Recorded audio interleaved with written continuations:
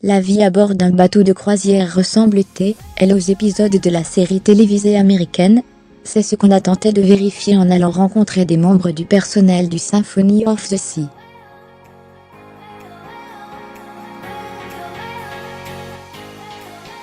Love, Exciting and Unknown, Komabuar. We're expecting you. 40 ans après la création de la série télé américaine, on a embarqué cette semaine à bord du Symphony of the Sea, le plus gros paquebot du monde.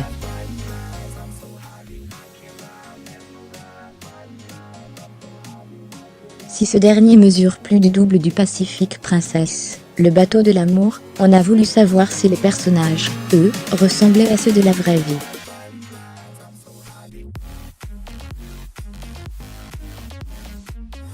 Générique, puis petite comparaison. Le commandant. Sur le Symphony, Rob Amstutz a autant la classe que son homologue de la croisière s'amuse.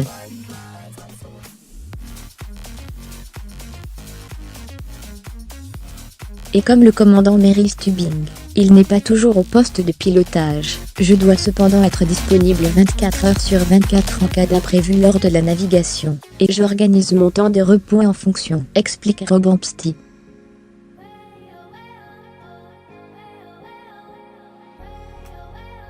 Munis de jumelles, les officiers qui travaillent avec lui sur le pont se relaient, eux, toutes les 4 heures.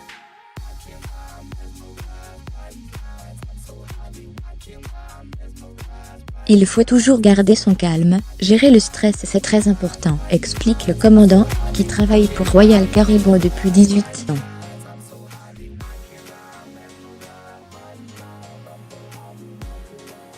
Pour cela, nous nous entraînons tout le temps, pour savoir faire face à n'importe quelle situation.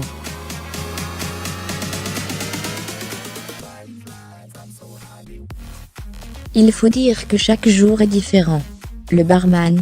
Sur le plus gros navire de croisière du monde, il n'y a pas un, mais des dizaines voire centaines de barman, agents d'accueil ou de restauration, de 70 nationalités.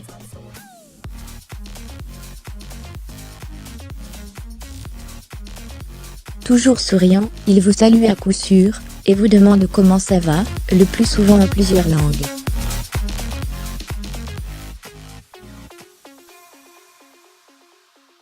Mais ils gardent davantage leur distance, avec les croisiéristes qu'Isaac Washington, le barman emblématique du Love Boat. La plupart embarquent pour 4 ou 6 mois, avant de retrouver la terre ferme pour une période d'1 mois.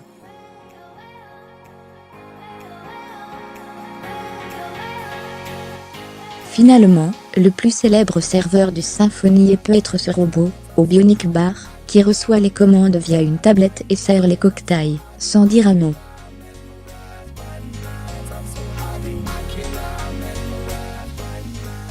L'hôte, c'est acheter un cadeau, organiser des surprises, et surtout résoudre tous les conflits. Sur le bateau de l'amour, Julie MC est sur tous les fronts, sur le Symphony, comme sur le Pacific Princess. L'objectif est que les croisiéristes en profitent un maximum.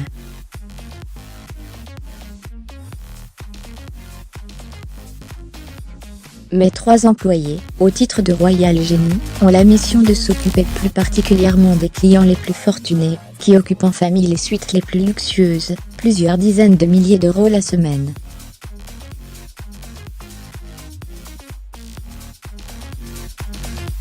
Je peux réaliser n'importe quel souhait, tant que c'est légal, sourit Renaud Varquevissier, l'un d'entre eux.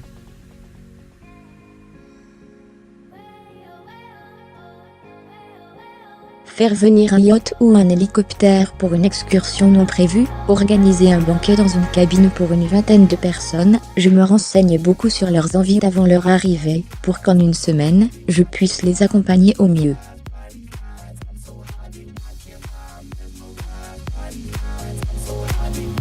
Fermez les guillemets, le médecin. On a regardé seulement quelques épisodes des 249 que compte la série, mais on a davantage vu le médecin de la croisière SAMU que celui du Symphony of the Sea.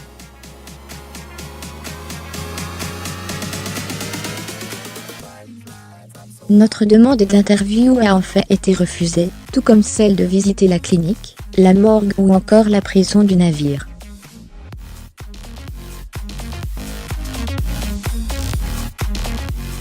Le centre médical, pas facile à trouver, existe cependant bel et bien, aux ponts inférieurs.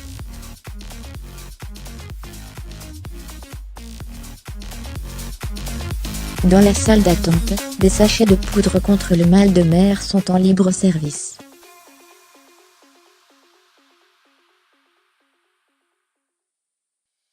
Mais on n'en saura pas davantage, ces lieux sont obligatoires sur le navire, au vu du nombre de personnes plus de 9.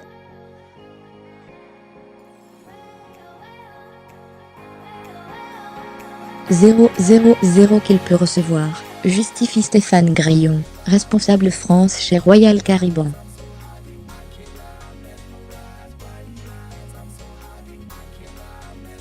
Par contre, les flux ont été étudiés. Pour que les passagers n'aient jamais à passer devant, cet article a été réalisé dans le cadre d'une invitation de la compagnie Royal Caribbean.